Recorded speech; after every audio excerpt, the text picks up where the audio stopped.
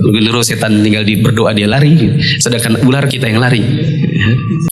Saya contohkan pengalaman pribadi saya yang menurut saya salah satu pengalaman berharga dalam hidup saya. Karena dari situlah saya belajar. Waktu saya dulu kuliah di Saudi, ada teman Mesir, dia punya mobil dan dia ingin beramal. Caranya dia ngajak teman-teman pergi ke Madinah bareng naik mobilnya. Kami naik mobil kira-kira mungkin baru perjalanan 1 jam menuju ke arah Madinah.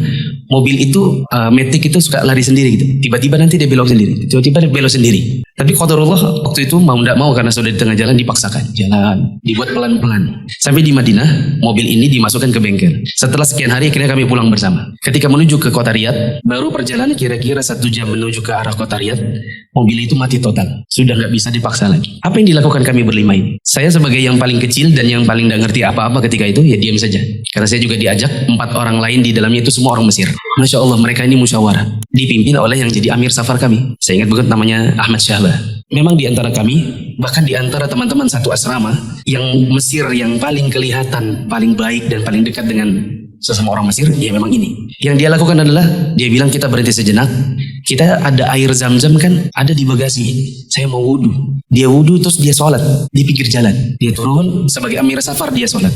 Istikharah. Dia istikharah, ya Allah bagaimana ini? Kalau kami jalan pulang, mobilnya ditinggal. Kalau dipaksakan sudah tidak mungkin. Apa yang harus dilakukan oleh kami berlima?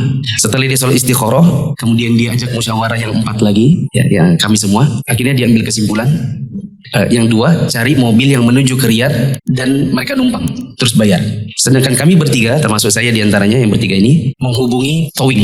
Mobilnya dinaikkan ke towing. Lalu kami bertiga numpang di depan sebelahnya sopir. Lalu diputuskan berapapun nanti biaya yang ditimbulkan oleh 2 yang berangkat numpang taksi dan berapapun biaya towingnya, nanti dijumlah dibagi berlima. Karena ini adalah untuk kebersamaan dan tanggung jawab bersama. Adapun nanti biaya transmisinya atau apapun nanti biaya reparasinya, maka dibebankan hanya kepada mereka berempat karena hanya mereka berempat yang gajinya berlipat-lipat. Sedangkan saya cuma mahasiswa.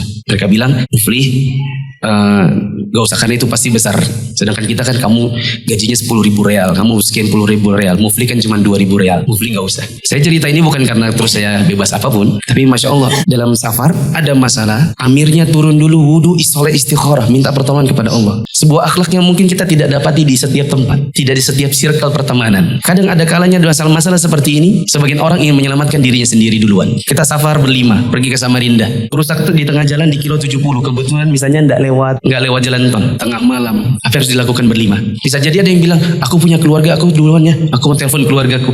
Jalan aja duluan. Saya pernah safar bertiga, Samarinda Balikpapan. Waktu zaman masih kerja dulu, kami safar bertiga tapi 2 motor. Yang satu di depan, saya boncengan berdua di belakang. Sampai di kilo 60, ban yang saya berdua ini pecah. Yang satu sudah sampai kilo 50, baru sadar ternyata kami nggak ada di belakang.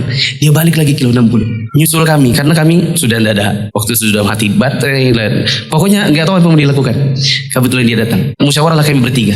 Apa yang harus dilakukan dengan motor ini? Ditinggal, takut hilang. Menyelamatkan diri sendirian, misalnya yang depan ini bilang, ya sudah kalian uruslah sendiri berdua, saya pulang duluan ya. Ya kan? Kelihatan nanti egoisnya seseorang saat safar bersama. Akhirnya yang motornya sendirian bilang, kita lepas bannya, saya bawa ke kilo 50, kita cari tambal ban, nanti saya balik lagi. Kini dilepas ban itu, saya berdua nunggu di tengah jalan. Kalau ketemu gondoruwo ya ketemulah. Tapi lebih takut kita ketemu ular daripada ketemu gondoruwo gitu ya. Genderuwo setan tinggal berdoa dia lari, sedangkan ular kita yang lari. Akhirnya kita bersabar di kegelapan malam, menunggu berdua. Bannya dibawa ke sekitaran kilo 50, balik lagi dipasang, baru kemudian kita jalan. Yang tadinya jalan harusnya 2,5 jam, ternyata jadinya 5 jam. Jam 12 malam baru sampai di Balikpapan. Kondisi-kondisi seperti ini mungkin kita hadapi pada sebagian keadaan. Disitulah butuh yang namanya amir safar. Dibutuhkan orang yang cerdas, dibutuhkan orang yang bisa bermusyawarah, yang dekat dan tidak mementingkan diri sendiri.